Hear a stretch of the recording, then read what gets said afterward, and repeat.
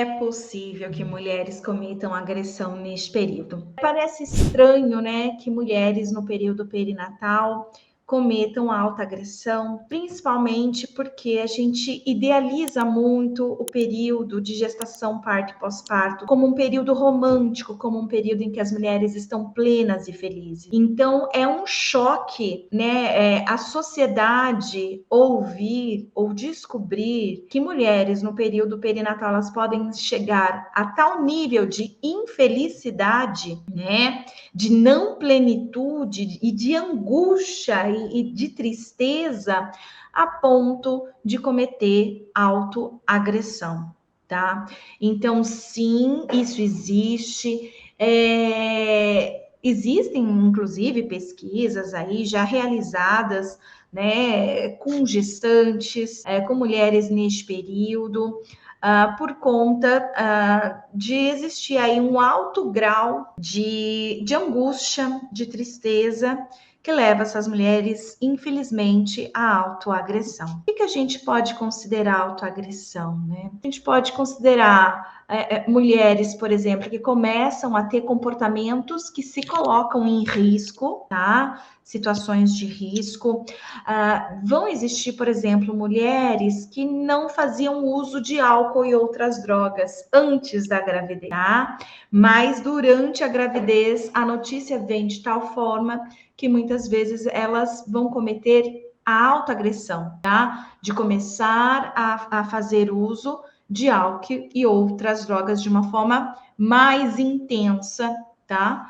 Ou pela primeira vez mesmo, coisas assim. A gente pode considerar a autoagressão também mulheres que se cortam, que se machucam, né?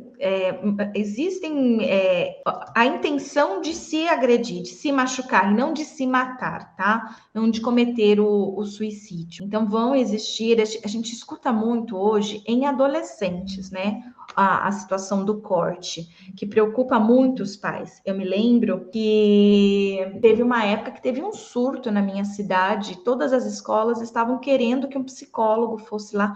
Eu lembro que eu era professora universitária e dava aula de psicologia escolar. Então, eles estavam pedindo para a universidade enviar estagiários de psicologia escolar para as escolas de ensino médio, porque deu um surto. Era, né, praticamente os adolescentes estavam se autoagredindo, né? Fazer esses cortes que eles fazem nos braços, nas pernas, coxas, né? E isso é característico, né, da autoagressão. Então, sim, tem mulheres que vão fazer isso também, não com o objetivo de tirar a vida, mas com o objetivo de se agredir. E vão também existir os níveis mais graves, tá? Então, de pessoas realmente no nível de querer tirar a própria vida, porque vão existir também, né?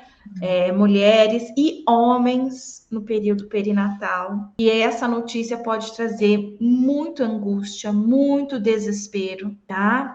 A ponto, então, da pessoa querer por fim a vida. E por isso que a gente precisa estar de olho enquanto profissionais, né? Porque isso existe sim, tá?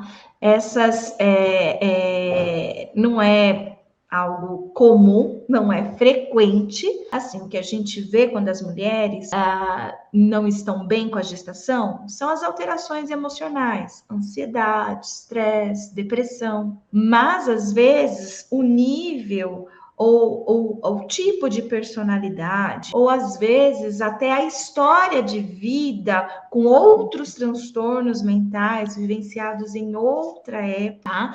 Pode trazer à tona esses tipos de comportamento, tá?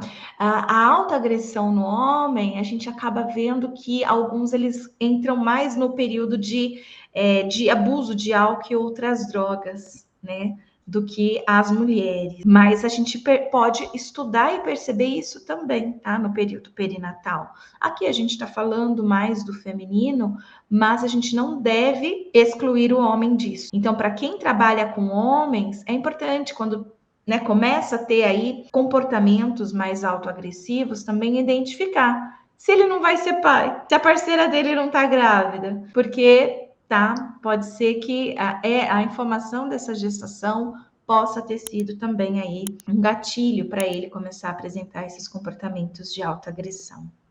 Então, sim, infelizmente acontece também neste período de gestação e pós-parto, tá? Comportamentos de autoagressão. Porque, gente, principalmente gestações não planejadas, tá? São fator de risco para alterações emocionais significativas. Então, principalmente se essa mulher ela é engravida sem esse planejamento e dependendo de como foi a gestação também, não é que gestação sem planejamento leva a mulher à autoagressão, não é isso. Mas tem mulheres que vão engravidar de violência sexual, tem mulheres que vão engravidar de um parceiro que muitas vezes é violento com ela, ou que já estava próximo, né, de terminar. Uma mulher, ela pode engravidar de um amante, sabe? Então, são vários os motivos que essa mulher, né, pode vir a ter uma gestação não planejada que leve a ela a um nível de desespero,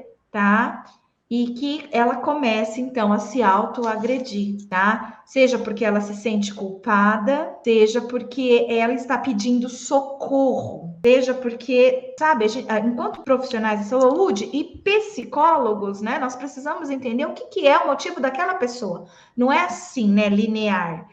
Quando acontece isso, então tem autoagressão. Não é assim. É importante que a gente conheça a história daquela pessoa. É a história daquela pessoa, como aconteceu aquela gestação, que vai trazer para a gente as informações dos motivos pelos quais ela, naquele momento, chegou a esse nível, né, de se autoagredir. Então, a mudança de comportamento, sim, a gente consegue perceber. Por isso, da importância da gente ter uma avaliação emocional ainda na gestação. Isso é extremamente importante, ter essa avaliação emocional desde a gestação. Só que, infelizmente, a gente não tem isso hoje.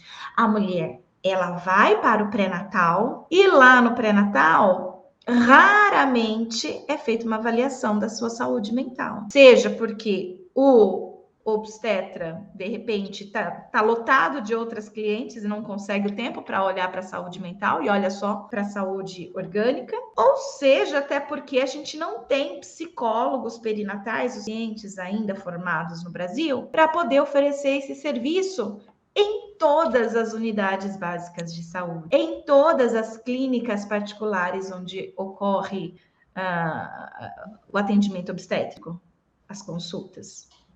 A gente ainda não tem. Então, isso é um grande problema. É um grave problema que nós enfrentamos hoje, não só no Brasil, como no mundo. Mas no Brasil, a gente sabendo que mais da metade das mulheres não planejaram a gestação, é negligência, né? A gente não está aí fazendo essa avaliação da saúde mental dessas mulheres. Através da avaliação da saúde mental, a gente já consegue poder identificar sinais, tá? De que essa mulher pode estar apresentando pensamentos suicidas, tá? Ela pode estar apresentando comportamentos de autoagressão, ou só os pensamentos mesmo. Ela não faz, não realiza, mas ela pode, às vezes, dizer: às vezes eu tenho vontade de, tá? Mas isso a gente vai conseguir identificar perguntando. A não ser que você já conheça muito bem a sua cliente. A sua cliente, assim, você conhece ela extremamente bem. Então, você vai olhar para ela e vai falar assim: nossa, o comportamento dela tá bem diferente. Essa cliente aqui, ela era assim, assim, assada, e ela tá bem diferente. Mas, geralmente, quando isso acontece, os próprios médicos percebem aí e fazem uma avaliação. E é só nessas situações, mais ou menos, que a gente acaba tendo a avaliação de verdade. Mas, assim, quantos médicos, de fato, conseguem conhecer, de fato, a cliente a ponto de perceber naquela consulta de 10, 15 minutos que ela tá com mudança de comportamento? Como, gente? Porque a gente disfarça bem as nossas emoções, os nossos sentimentos para o outro. A gente consegue fazer isso. Então, assim, é mais difícil se a gente não perguntar. E é mais fácil se a gente perguntar. Por isso, a questão é, sim, existe forma do profissional identificar, mas a gente precisa de mais profissionais perguntando. Even when you feel low, you can still go. Even when you feel slow, you can still go. Even when there's no hope, you can still go. I never answer to no, man, I still go. Go, go. go, go, go, go, go, go, go, yo, go, go, go. Hustle hard, hustle every single day. I'll be making moves